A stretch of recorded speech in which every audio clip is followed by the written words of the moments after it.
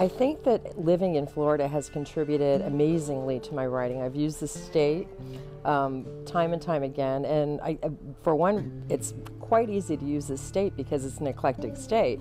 You've got the Keys, you've got the Miami area, and we're very Latin and Hispanic down in the south, and then when you get to the middle, it's theme Parkville, and then when you go a little bit farther north, you're up into St. Augustine, the oldest continually habited city by Europeans in the United States. So it's quite an interesting state.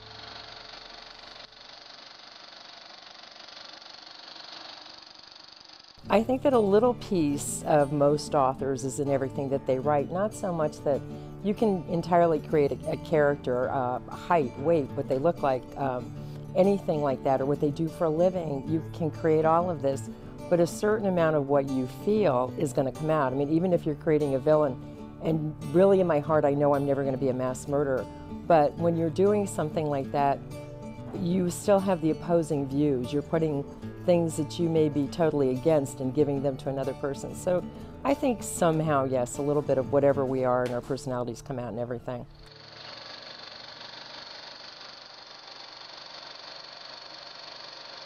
I think when you're writing, you definitely get attached to characters, which is why I love it when I have an opportunity to be really intense.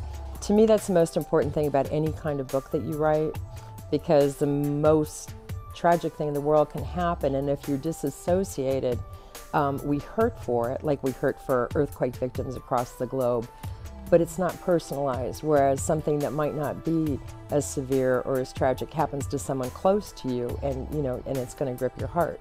So the most important thing with any type of book that you're writing is going to be involve your reader with the people that it's happening to.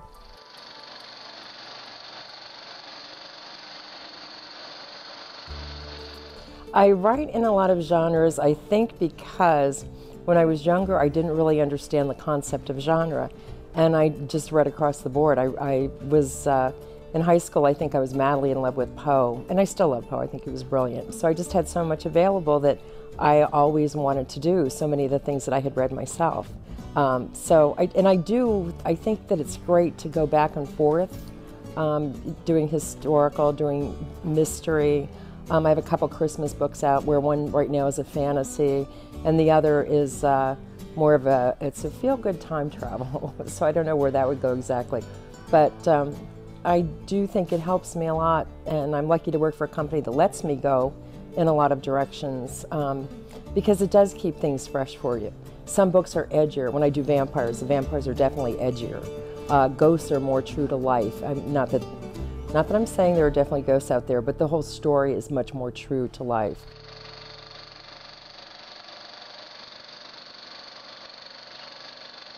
I was in Savannah and stayed at something called the 1790 house, in a room that once upon a time you had to sign a waiver to stay in the room because the ghost of Anna haunts it.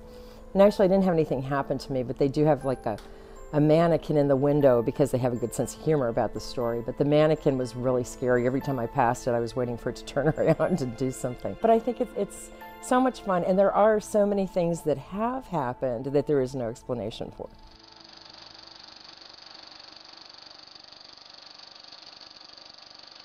You can't get very far in life without losing someone that you really love, and I think most of us have to have that belief that one day we'll see them again, that things will come true. And it kind of paranormal coincides with major religions, not just Christianity, Judaism, Islam, kind of across the board, because most religions believe in something beyond, and therefore if you're faithful, there's definitely something beyond.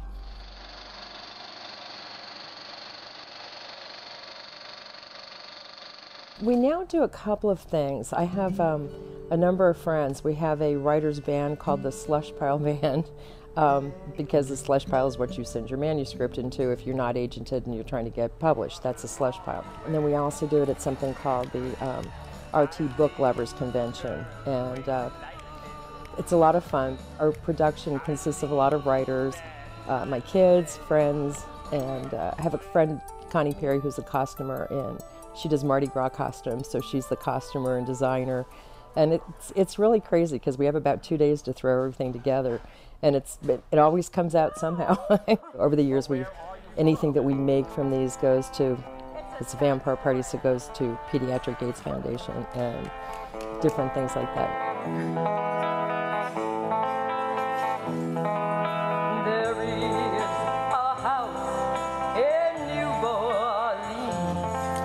They call the rising sun. Amen. The ruin of many a poor girl. And God, we know, will them. For more information about mystery writer Heather Graham, check out her website at theoriginalheathergraham.com.